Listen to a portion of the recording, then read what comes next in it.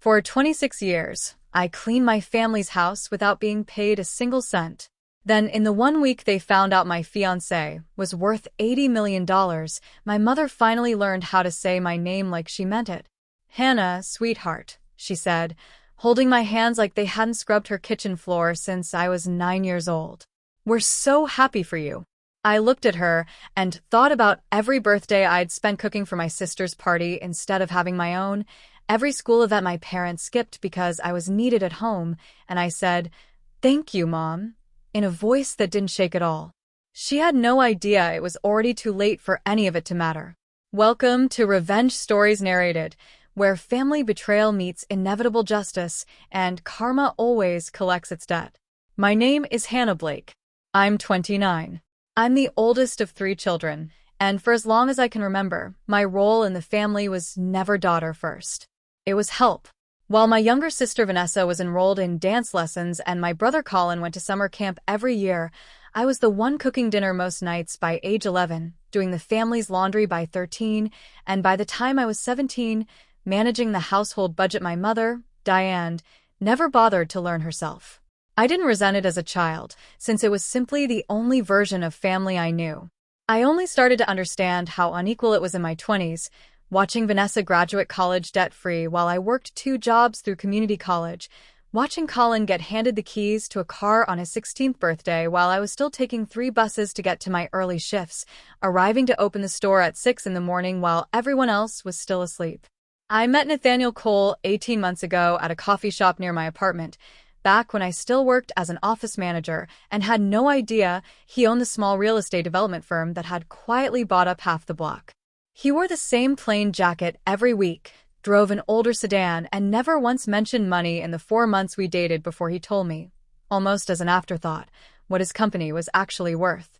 "Does it change anything?" he asked me that night, watching my face carefully.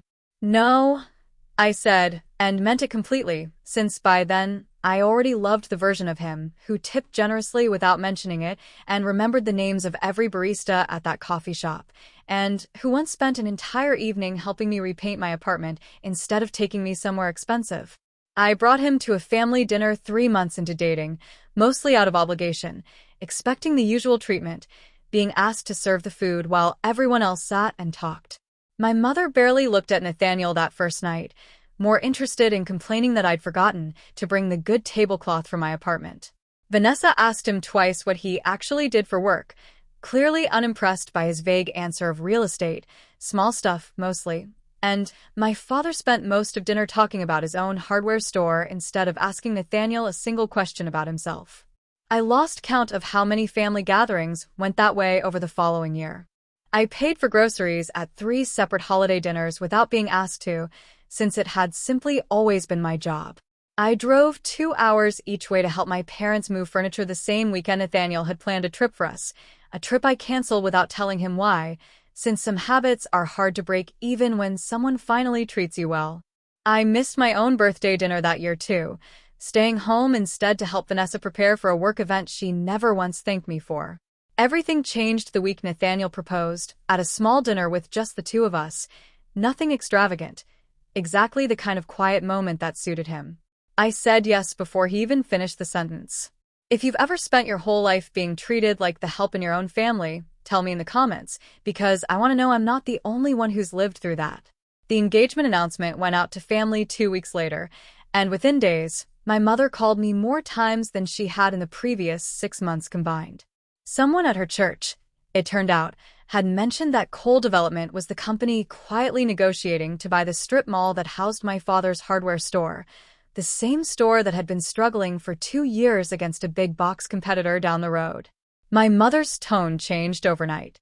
Suddenly, there were invitations to Sunday dinners where I was asked to sit, not serve. Suddenly, Vanessa wanted to catch up for coffee, just the 2 of us, something that hadn't happened in years.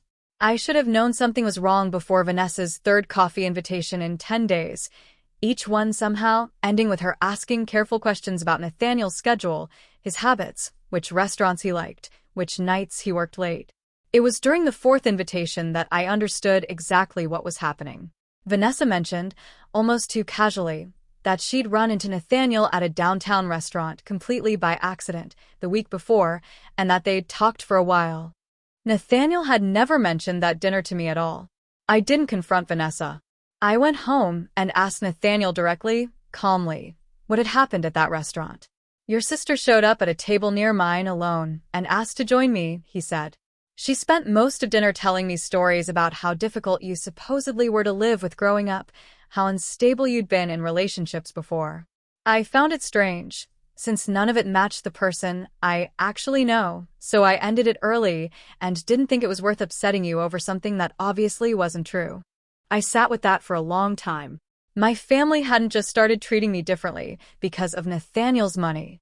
My own sister had tried to quietly undermine me in front of him, hoping either to break the engagement or position herself as the more appealing option, once she realized exactly what kind of future was on the table. I didn't say anything to my family yet. Instead, I started paying closer attention. I noticed my mother had begun asking pointed questions about wedding budgets and guest lists, always circling back to how the family business could really use a boost these days. I noticed my father, who had barely spoken 2 full sentences to me at a time in years, suddenly calling to ask about Nathaniel's connections in commercial real estate, a phrase I doubt he'd ever used before in his life. 3 weeks later, my mother invited Nathaniel and me to a family dinner she called just a small celebration, which turned out to include my father's business partner and, unannounced, a proposal for coal development to lease my father's hardware store space at a steeply discounted rate, framed to Nathaniel as keeping it in the family. Nathaniel was polite through the entire dinner. He didn't say much. On the drive home, he finally spoke. They weren't celebrating us tonight, Hannah, he said. They were pitching me a deal. I told him everything then, all of it, the years of unpaid labor, the birthdays spent cooking instead of celebrating, Vanessa's dinner, my mother's sudden warmth that had arrived exactly 1 week after learning what he was worth. Nathaniel didn't raise his voice. He simply said, then let's let them see exactly what happened here, in their own words. It turned out coal development had already been quietly reviewing 3 competing sites for their next project, sites that would have made my father's aging strip mall unnecessary regardless of any family connection. Nathaniel's team finalized a deal with a different property owner 2 blocks over the following month, a decision made entirely on the numbers, though the timing landed exactly when my family least expected it. At the same time, I finally told my mother, calmly, at a dinner she'd arranged specifically to discuss wedding details, that I knew about Vanessa's dinner with Nathaniel, and that I knew the sudden invitations and warmth had started the exact week she learned what he was worth. My mother didn't deny it. She simply said, we were trying to protect this family's future, Hannah. Was that so wrong? You spent 26 years never once protecting mine, I said. So no, I don't think I owe this family anything else. The wedding happened 4 months later, small, exactly as Nathaniel and I wanted it. My mother, father, and Vanessa were not invited. Colin came, quietly, the one sibling who'd never taken part in any of it, and he cried more than I did during the vows, telling me afterward that he'd always known how things really were in our house but never knew how to say so out loud as a kid. My father's hardware store closed 8 months later, unable to compete once the big box store down the road expanded further, the exact outcome my family had hoped Nathaniel's company might somehow prevent. My parents had to sell their second car and move into a smaller rental across town, something I only heard about secondhand through Colin, since my mother still hasn't called to tell me herself. Vanessa's own engagement, to a man she'd been dating for 2 years, ended not long after. Once he found out through mutual friends about the restaurant dinner she'd never mentioned to him either, and the string of small lies she'd apparently told him about her own family to make herself look better by comparison. The same family that spent 26 years treating me like unpaid help, only to suddenly value me the week they thought I might be useful to them, ended up losing both the business they hoped to save and the daughter they'd finally, briefly, pretended to want. I run a small interior design firm now, something I started with Nathaniel's quiet support but built entirely with my own 2 hands, taking on my first big commercial contract just last month. My mother has called twice this year. I haven't called back yet, and for the first time in my life, I don't feel guilty about that at all. If you've ever had to walk away from people who only valued you once it was convenient, you already know it works better that way.